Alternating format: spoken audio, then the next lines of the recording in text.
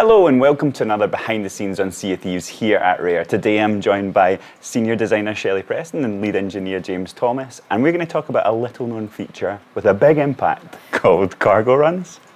So if you could tell me, well, what are they to start with? So cargo runs are a new quest for the Merchant Alliance. It's an entirely new way to play for the merchants, where you'll be gathering cargo and taking it from like one character in the world to another.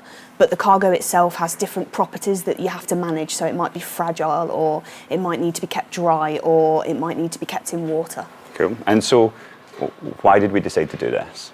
We really wanted to try and expand the Merchant Alliance because everyone has their favourite faction to play for. So we wanted to give you another reason to play with the merchants. So we saw a great reaction when we put Merrick out in the wild and everyone flocked to see him, to talk to him. And so with the cargo runs, our ability to put characters everywhere will just bring life to the islands as a whole and really spread out the people, the reaction throughout the whole sea. And the big selling point about the cargo runs is that you can try and do other quests at the same time as well. So when you get a cargo run, you go to a character, pick up the cargo, and then can go off somewhere to deliver it. But during that second strand, you can run a Gold Hoarders quest, you can run an Order of Souls quest, so you can basically make twice as much money as you go. Or you could run multiple cargo runs and kind of have your boat loaded with cargo all at once. A veritable container ship just sailing the seas.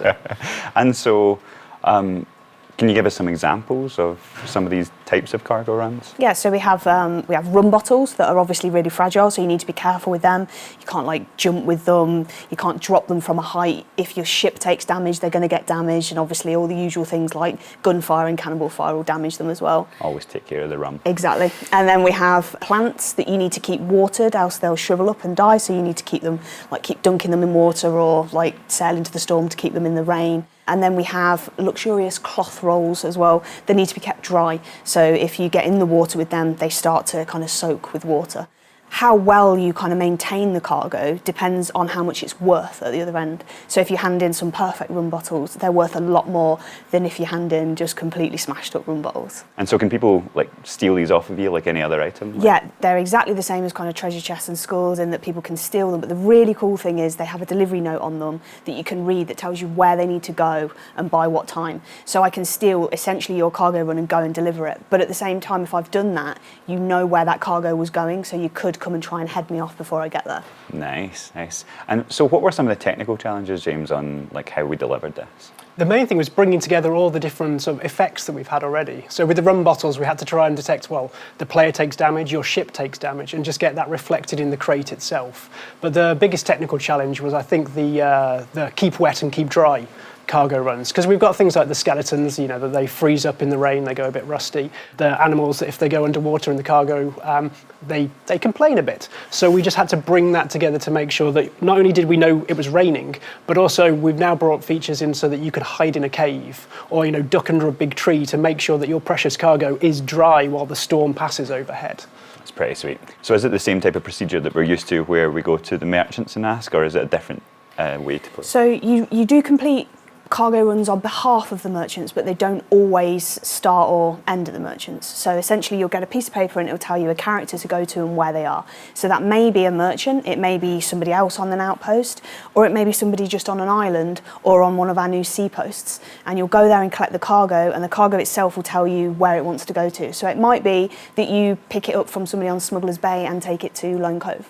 You touched on sea posts there. Yeah. What are those? So sea posts are kind of really small little jetties with a little makeshift shop on that are out at sea. There's several of them around the world, and they'll just have a character on who they can be part of cargo runs, but also they have a little bargain shop. So they'll offer you some of the normal stock from the Sea of Thieves world, but a random selection, but at a cut price. So you might happen across the very thing that you've been looking for at a bit of a bargain. And this is all part of the Forsaken Shores update.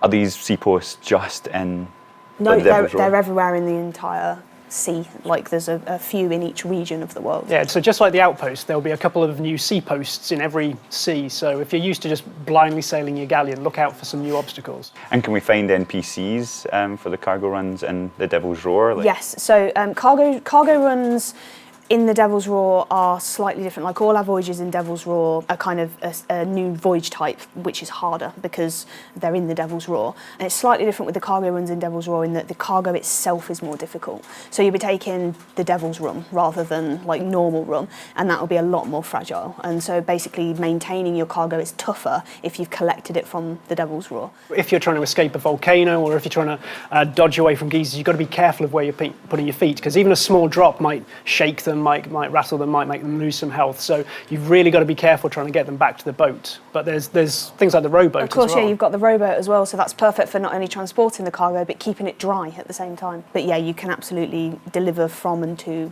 characters in Devil's Roar as well. But is this worth more for the more effort, Yes. the harder effort? Yeah, yeah. Of course. Awesome, well, thanks for the insight. Now we need to cargo run out of here, so we'll see you later. And we hope you all enjoy getting your hands on these cargo runs when the Forsaken Shores update releases this September. Cheers.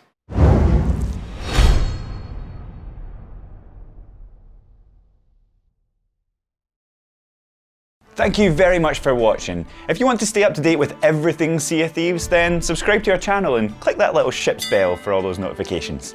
Cheers. Don't worry, I'll just wait here. I'm not doing much anyway. Couple of good videos there if you want to watch.